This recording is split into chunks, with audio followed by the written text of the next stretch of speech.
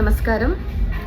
ഒരു വലിയ ഇൻട്രൊഡക്ഷനോടുകൂടി ഞാൻ ആരാണ്, ഞാൻ ഇന്നിവിടെ പറയാൻ പോകുന്ന കാര്യം ഇതാണ് എന്നൊക്കെ പറയാൻ പറ്റിയൊരു പേഴ്സൺ ആയിരിക്കില്ല ഞാൻ ചിലപ്പോൾ. അതുകൊണ്ട് തന്നെ ഞാനൊരു ഇൻട്രൊഡക്ഷനിലോട്ടൊന്നും പോകുന്നില്ല. കാരണം ഒരു ഫേമസ് ആയിട്ടുള്ള സോഷ്യൽ മീഡിയ ഇൻഫ്ലുവൻസറോ അല്ലെങ്കിൽ ഈ വീഡിയോ ആരെങ്കിലുമൊക്കെ കാണുന്നുണ്ടെങ്കിൽ കാണുന്നവരിൽ ആർക്കും ഫെമിലിയർ ആവാൻ യാതൊരു ചാൻസും ഇല്ലാത്തൊരു ഫേസാണ്. പക്ഷേ ഒരു കമ്പനിയുടെ HR മാനേജറായിട്ട് വർക്ക് ചെയ്യുന്ന ഒരാളാണ് ഞാൻ.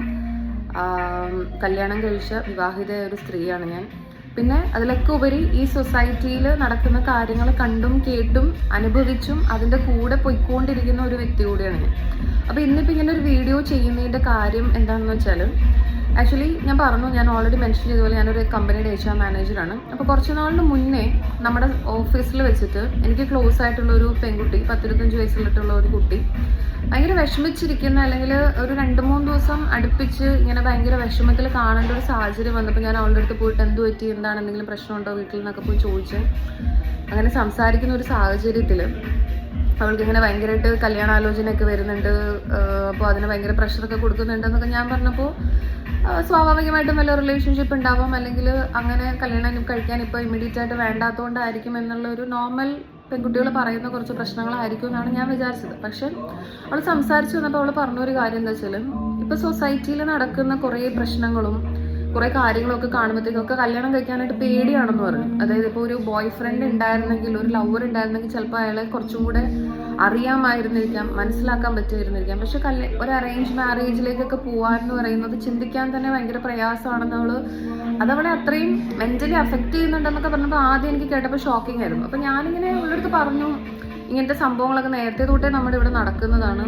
പണ്ടും ഇതുപോലെ കുടുംബ പ്രശ്നങ്ങൾ, കല്യാണം കഴിച്ചിട്ടുള്ള ഡൊമസ്റ്റിക് ഇഷ്യൂസ്, വയലൻസ്, അല്ലെങ്കിൽ സ്ത്രീധന പ്രശ്നങ്ങൾ, അങ്ങനെ പലതും പണ്ട് തൊട്ടേ ഉണ്ടായിരുന്നതാണ്. പക്ഷെ ഇപ്പം മീഡിയയുടെ ഒരു ശ്രദ്ധ കുറച്ചും കൂടെ കിട്ടുന്നത് കൊണ്ടാണ് അത് നമ്മളെല്ലാവരും ഇപ്പം അത് ഒരുപാട് അറിയുന്നതെന്നൊക്കെ പറഞ്ഞ് കുറേ ആശ്വസിപ്പിക്കാൻ നോക്കി. പണ്ട് കാലത്തെ കുറ്റം പറഞ്ഞല്ല, പക്ഷെ അങ്ങനെ കുറേ കാര്യങ്ങളൊക്കെ പറഞ്ഞ് ഞാൻ ആശ്വസിപ്പിക്കാൻ നോക്കി. അതങ്ങനെ പോയി. അതിനുശേഷം ഈ സെയിം ഒരു പ്രശ്നം നമ്മുടെ ഓഫീസിലെ 2-3 കുട്ടികൾ, ഞാനും പിന്നെ മറ്റ് കുറച്ച് HR സംസാരിക്കുന്ന ഒരു സാഹചര്യത്തിൽ വന്നിരുന്നു. അപ്പം നമ്മൾ ആക്ച്വലി കുറേയൊക്കെ നമുക്കും അറിയാം, ബിക്കോസ് നമ്മൾ ഈ സൊസൈറ്റിയിൽ ജീവിക്കുന്നതുകൊണ്ട് തന്നെ എന്തൊക്കെയാണ് ഇൻ ആൻഡ് അറൗണ്ട് നടക്കുന്നതെന്ന് അറിയാവുന്നത് കൊണ്ട് തന്നെ അതിൽ കുറേ കാര്യങ്ങളുണ്ടെന്ന് നമുക്കും അറിയാം. പക്ഷെ അതൊക്കെ അങ്ങനെ സംസാരിച്ചു കിട്ടും. പക്ഷെ ഈ ഓരോ ദിവസവും കഴിയും തോറും നമ്മൾ കാണുന്ന ഈ ആത്മഹത്യ, അല്ലെങ്കിൽ ഇതുപോലുള്ള പെൺകുട്ടികൾ മരിക്കുന്ന സാഹചര്യങ്ങൾ, കല്യാണം കഴിഞ്ഞ് കുഞ്ഞുങ്ങളുള്ളവരും അല്ലാത്തവരുമായിട്ടുള്ള കുട്ടികൾ പല ഗാർഹിക പീഡനം അല്ലെങ്കിൽ ഫാമിലി ഇഷ്യൂസ് കാരണം മരിക്കുന്ന സാഹചര്യം കാണുമ്പോൾ ശരിക്കും പറഞ്ഞാൽ ഇപ്പോൾ ഓരോ ദിവസം ചെല്ലുന്തോറും ഭയങ്കര അത് നമ്മളെ ഭയങ്കരമായിട്ട് നമ്മളുടെ ഇപ്പോൾ പേഴ്സണലി ഞാൻ പറയുകയാണെങ്കിൽ എൻ്റെ ആരും അല്ല എങ്കിൽ കൂടി നമ്മളെയൊക്കെ ഭീതിപ്പെടുത്തുന്ന ഒരു സിറ്റുവേഷനാണ്. എനിക്ക് തോന്നുന്നു ഈ ഒരു സിറ്റുവേഷൻ ഇവിടെയുള്ള സ്ത്രീകളായാലും പുരുഷന്മാരായാലും എല്ലാവരും ഈ ഒരു ഭയം അല്ലെങ്കിൽ ഈ ഒരു സിറ്റുവേഷനെ പേടിക്കുന്നുണ്ട് ഇപ്പോൾ. അപ്പോൾ ഇങ്ങനൊരു സാഹചര്യം വരുമ്പോൾ ഇതിൽ ആരെയും ബ്ലെയിം ചെയ്യുന്നില്ല. അതായത് കുറേ എന്താ പറയുക, പാരൻസിൻ്റെ ഇഷ്യൂ കൊണ്ടാണ്, പാരൻസ് തിരിച്ചു വിളിക്കാഞ്ഞിട്ടാണ്, അവർ അത്രയും നാൾ പ്രശ്നങ്ങളും ഫേസ് ചെയ്തപ്പോൾ മക്കളെ തിരിച്ചു വിളിക്കേണ്ടതല്ലേ. ഞാനൊരു പെൺകുട്ടികൾ ആത്മഹത്യ ചെയ്യുന്ന ഒരു സാഹചര്യം ആയതുകൊണ്ട് തന്നെ ഞാൻ ആ ഒരു പെർസ്പെക്റ്റീവ് അല്ലെങ്കിൽ അതിനെ കുറച്ച് സൈഡിലേക്ക് ചാഞ്ഞിട്ടാണ് ഞാൻ സംസാരിക്കുന്നത്. പക്ഷെ എന്നും പറഞ്ഞിട്ട് ഈ ലോകത്തുള്ള ആണുങ്ങൾ, ആൺപിള്ളേരെല്ലാം മോശക്കാരാണെന്നല്ല ഞാൻ പറയുന്നത്. പക്ഷെ എന്നാലും പെർസ്പെക്റ്റീവ് സ്ത്രീകളിലൂടെ ഞാൻ ആ ഒരു രീതിയിലാണ് ഞാനിപ്പോൾ സംസാരിച്ചുകൊണ്ടിരിക്കുന്നത്. അപ്പോൾ അങ്ങനെ വന്നൊരു സാഹചര്യത്തിൽ ആരെയും നമ്മൾ ഒരുപാട് ആളുകളെ ബ്ലെയിം ചെയ്യുന്നുണ്ട്, അവരുടെ ഫാമിലീസിനെ അല്ലെങ്കിൽ പലതിനെയും നമ്മൾ ബ്ലെയിം ചെയ്തിട്ട് പലരുടെയും തലയിലേക്ക് അത് അടിച്ചിടാൻ നോക്കുന്നുണ്ട്. ഓർ ആരൊക്കെ ഉത്തരവാദികളായാലും ഇവിടുത്തെ പ്രശ്നം ഇപ്പം അതല്ല, ആര് കുറ്റക്കാരി എന്നുള്ളതല്ല, ഇനിയെങ്കിലും നമുക്ക് എന്ത് ചെയ്യാൻ പറ്റും എന്നുള്ളതാണ്. എൻ്റെ ചേച്ചിക്ക് 10ാം ക്ലാസ് കഴിഞ്ഞ് 11ാം ക്ലാസ്സിൽ പഠിക്കുന്ന ഒരു മോളുണ്ട്. അപ്പോൾ അവൾ പല ടെൻഷനുകളും മോളെ പറ്റിയിട്ട് പറയുമ്പോഴും ഞാൻ പറയുന്ന ഒരു കാര്യമുണ്ട്. ആ ഒരു സെയിം കാര്യമേ എനിക്ക് ഇപ്പോൾ വീഡിയോയിൽ നിന്നിട്ടാണെങ്കിലും പറയാനുള്ളൂ. അതായത് ഇപ്പോഴത്തെ ഒരു സൊസൈറ്റിയിൽ അല്ലെങ്കിൽ നമ്മൾ ജീവിക്കുന്ന ഒരു കാലഘട്ടത്തിൽ ആര് കുറ്റക്കാരായാലും അല്ലെങ്കിൽ ആര് റീസൺ ആയാലും ഒരുപാട് പ്രശ്നങ്ങൾ, അല്ലെങ്കിൽ നമ്മൾ ഓരോ ദിവസം ചെല്ലുന്നവരും പേടി കൂടുന്ന തരത്തിലുള്ള സംഭവങ്ങളാണ് നമ്മൾ കേൾക്കുന്നത്. കൊലപാതകമായാലും ആത്മഹത്യ ആയാലും റേപ്പ് ആണെങ്കിലും പല രീതിയിലുള്ളത്. അതിപ്പോൾ ഞാൻ ആദ്യം പറഞ്ഞ പോലെ തന്നെ ഞാൻ കുറച്ച് ഫീമെയിൽ ഓറിയൻറ്റഡ് ആയിട്ടാണ് സംസാരിക്കുന്നത്. പക്ഷേ എന്ന് പറഞ്ഞാൽ ഇവിടുത്തെ പുരുഷന്മാരൊക്കെ സേഫാണ് അല്ലെങ്കിൽ എല്ലാവരും മോശക്കാരാണെന്നൊന്നും അല്ല ഞാൻ പറയുന്നത്.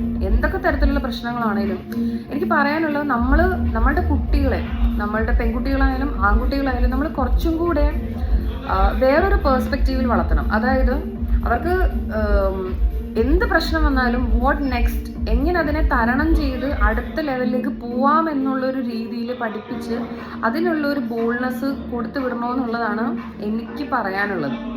നമ്മൾ ഇത്രയും പുരോഗമിച്ച്, ഇത്രയും ഫോർവേഡ് തിങ്കിങ്, ഇത്രയും ഓപ്പർച്യൂണിറ്റീസ്, ഇത്രയും നമ്മൾ ഓപ്ഷൻസ്, ഫ്രീഡം എല്ലാം നമ്മളുടെ കൈക്കുള്ളിൽ വളരെ നിസ്സാരമായിട്ട്, അല്ലെങ്കിൽ നമുക്ക് കിട്ടാവുന്ന ഏറ്റവും ബ്ലെസ്സിങ് ആയിട്ടുള്ള സാഹചര്യങ്ങൾ പോലും ഉള്ള ഈ ടൈമിലാണ്, അല്ലെങ്കിൽ ഈ ടൈമിലും ഇത്രയും മെച്യൂർഡ് ആയിട്ടുണ്ടെന്ന് നമ്മൾ വിചാരിക്കുന്നതായിരിക്കും. അല്ലെങ്കിൽ മെച്യൂർഡ് ആയിട്ടുള്ള പെൺകുട്ടികളാവാം, അവർക്ക് സഹിക്കാൻ പറ്റാത്ത സാഹചര്യം വന്നപ്പോഴായിരിക്കും അവർ ആത്മഹത്യ ചെയ്തിട്ടുണ്ടാവും. ബട്ട് സ്റ്റിൽ ഇത്രയും നമ്മൾ ഓപ്പർച്യൂണിറ്റീസും ഉറപ്പും അല്ലെങ്കിൽ വളരെ കാര്യമായിട്ട് ചിന്തിച്ചിട്ടും പാരൻസൊക്കെ നമ്മൾ ഇപ്പം എൻ്റെ ചെറുതിലെ ഉണ്ടായിരുന്ന പാരൻസിൻ്റെ വളർത്തുന്ന സ്റ്റൈലല്ല ഇപ്പോഴത്തെ കുഞ്ഞുങ്ങളെ പാരൻസ് വളർത്തുന്നത്.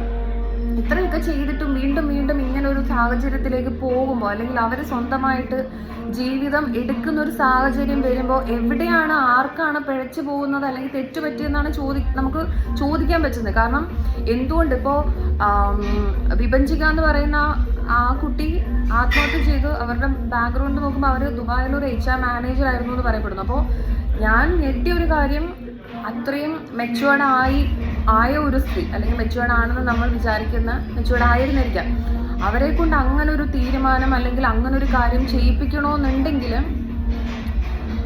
എന്ത് പോയിന്റിലാണ് ആ ഒരു മരണം അല്ലെങ്കിൽ ആത്മഹത്യ ചെയ്യാമെന്നുള്ളൊരു ഒരു തീരുമാനത്തിലേക്ക് പോയി എന്നുള്ളതാണ്. പക്ഷെ അങ്ങനെ ചിന്തിക്കുന്ന ഒരവസ്ഥ വന്നിട്ടുണ്ടെങ്കിൽ ഇനിയുള്ള, അല്ലെങ്കിൽ നമ്മൾ വിചാരിക്കുന്ന പോലെ അത്രയും പ്രായമായവർക്ക്, അത്രയും മെച്യൂർഡ് ആയുള്ളവർക്ക്, അത്രയും വലിയൊരു പ്രൊഫഷനിൽ ഇരിക്കുന്നവർക്ക് അങ്ങനൊന്നും ചിന്തിക്കില്ല എന്ന് നമ്മൾ, അല്ലെങ്കിൽ ഞാൻ എങ്കിലും വിചാരിച്ചിരുന്നതാണ്. പക്ഷെ അങ്ങനെ ചെയ്തു. അപ്പോൾ ഈ പറഞ്ഞ പോലെ തന്നെ ഏത് സാഹചര്യത്തിലുള്ളവരായാലും, എന്ത് വലിയ പ്രൊഫൈലുള്ളവരാണെങ്കിലും ഇതുപോലെ സ്വന്തം ജീവൻ എടുക്കുന്ന ഒരു സാഹചര്യത്തിലേക്ക് പോയതിൻ്റെ പിന്നിൽ എന്തോ ചില റീസൺസ് ഉണ്ട്.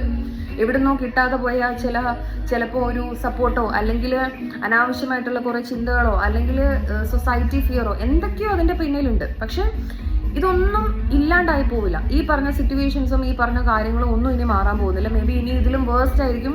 നല്ല കാര്യങ്ങൾ നടക്കുന്നുണ്ടെങ്കിലും ഇതിലും വേഴ്സ്റ്റ് സിറ്റുവേഷൻസ് ആയിരിക്കും നമ്മളുടെ പെൺകുട്ടികളും ആൺകുട്ടികളും ഒക്കെ ഫേസ് ചെയ്യേണ്ടത്. അപ്പോൾ ഇവരെ എങ്ങനെ ഈ സിറ്റുവേഷൻസ് വന്നാലും, ഇപ്പം ഞാൻ ആലോചിച്ചിട്ടുണ്ട്, അല്ലെങ്കിൽ ഞാൻ എൻ്റെ സിസ്റ്ററിനോട്, ഞാൻ മുന്നേ പറഞ്ഞ പോലെ എൻ്റെ സിസ്റ്ററിനോട് ഞാൻ പറഞ്ഞിട്ടുണ്ട്, നാളെ നമുക്കറിയാവുന്ന ഒരു പെൺകുട്ടി അല്ലെങ്കിൽ ആരെങ്കിലും ആയിക്കോട്ടെ ഒരു റേപ്പ് ചെയ്യുന്ന ഒരു സാഹചര്യത്തിൽ പെട്ടാൽ വാട്ട് നെക്സ്റ്റ്, എന്ത് ചെയ്യും? കാരണം ഞാനിപ്പോൾ ഇത് ഇവിടെ നിന്ന് പറയുമ്പോഴത്തേക്ക് തന്നെ അത് ഭയങ്കര മണ്ടത്തരമാണ് ഞാൻ വിളിച്ചു പറയുന്നത്, അല്ലെ ഭയങ്കര വിഡ്ഢിത്തരമാണ്, എന്തൊക്കെ ഇവിടെ കിടന്ന് വിളിച്ച് പറയുന്നതെന്നുള്ളത് ചിന്തിക്കുന്നുണ്ടാവും നിങ്ങൾ ആരെങ്കിലുമൊക്കെ. പക്ഷേ നമുക്ക് എന്തെങ്കിലും ഉറപ്പുണ്ടോ? നമുക്കറിയാവുന്നവരോ അല്ലെങ്കിൽ